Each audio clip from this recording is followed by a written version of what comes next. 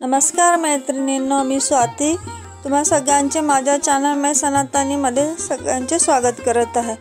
मैत्रिणींनो, जसं आपल्या सगळ्यांना माहितीच आहे की आता सगळीकडे राममय वातावरण झालेलं आहे।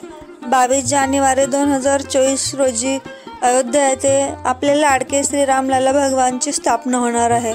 तर या निमित्ताने मी तुम्हाला सगळ्यांना आपले श्रीराम भगवानची वंशावली काय आहे त्याबद्दल माहिती देणार आहे। तर जाणून घेऊया आपले आराध्य भगवान श्रीरामांची वंशावली काय आहे। तर आपले ही जी श्रीरामांची वंशावली ती सुरू झाली ब्रह्मदेवापासून। पहिली पिढी ब्रह्मापासून जी झाली त्यांचे पुत्राचे नाव होते मरीची। दुसरी पिढी होती मरीचीचे पुत्र कश्यप। तिसरी पिढी होती कश्यपचे पुत्र विवस्वान। चौथी पिढी होती विवस्वानचा पुत्र वैवस्वत मनु। मनुच्याच काळात जयप्रलय झाला होता। पाचवी पिढी विवस्वत मनुचा तिसरा पुत्र इक्ष्वाकु। इक्ष्वाकु हे विवस्वतचे 10 पुत्रांपैकी एक पुत्र होते।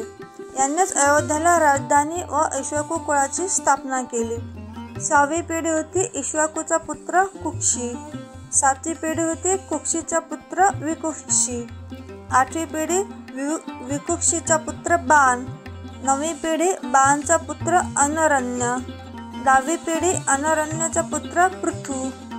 11वी पिढी पृथुचा पुत्र त्रिशंकु। 12वी पिढी त्रिशंकुचा पुत्र धुंधुमार। 13वी पिढी धुंधुमारचा पुत्र युवनाश्व। 14वी पिढी युवनाश्वचा पुत्र मांधाता। 15वी पिढी मांधाताचा पुत्र सुसंधी। 16वी पिढी सुसंधीचे 2 पुत्र होते, दुर्वासंधी व प्रसेनजित। 17वी पिढी दुर्वासंधीचा पुत्र भरत। 18वी पिढी भरतचा पुत्र असित। 19वी पिढी असितचा पुत्र सगर।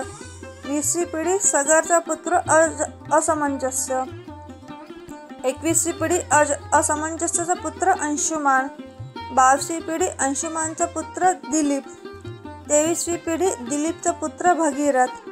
या भगीरथांनी पृथ्वीवर गंगा आणली। 24वी पिढी भगीरथचा पुत्र ककुस्थ। 25वी पिढी ककुस्थचा पुत्र रघु। रघु हा अत्यंत तेजस्वी व न्यायनिपुण होता। पहिला ज्ञान चक्रवर्ती म्हणून इक्ष्वाकु कुळ हे रघुकुळ म्हणून प्रसिद्ध झाले। 26वी पिढी होती रघुचा पुत्र प्रवृद्ध। 27वी पिढी प्रवृद्धचा पुत्र शंखन। 28वी पिढी शंखनचा पुत्र सुदर्शन। 29वी पिढी होती सुदर्शनचा पुत्र अग्निवर्ण। 30वी पिढी होती अग्निवर्णाचा पुत्र शीघ्रघ। 31वी पिढी होती शीघ्रघचा पुत्र मरु। यांच्या सत्तेने आताचे अरस्थान मारुधर मरुस्थान किंवा मरुभूमी म्हणून ओळखले जायचे। 32वी पिढी होती मरुचा पुत्र प्रशुश्रुक। 33वी पिढी प्रशुश्रुकचा पुत्र अंबरीश। अंबरीश राजाने संन्यस्त असावे याचा परिपाठ घातला होता। 34वी पिढी अंबरीशचा पुत्र नहुष। यांच्यापासून कुरुवंशाची सुरुवात झाली। 35वी पिढी होती नहुषचा पुत्र ययाति। 36वी पिढी होती ययातिचा पुत्र नाभाग। 37वी पिढी होती नाभागचा पुत्र अज। 38वी पिढी होती अजयचा पुत्र दशरथ। आणि 39वी पिढी म्हणजे दशरथ राजांची। दशरथ राजांना 4 मुलं होते, राम, भरत, लक्ष्मण व शत्रुघ्न।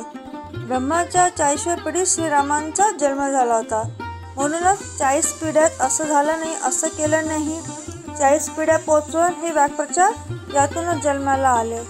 तर तुम्हाला माहिती कशी वाटली, व्हिडिओ कसा वाटला? जर व्हिडिओ आवडला असेल तर लाईक करा, शेअर करा आणि चॅनलला सबस्क्राईब करा। धन्यवाद।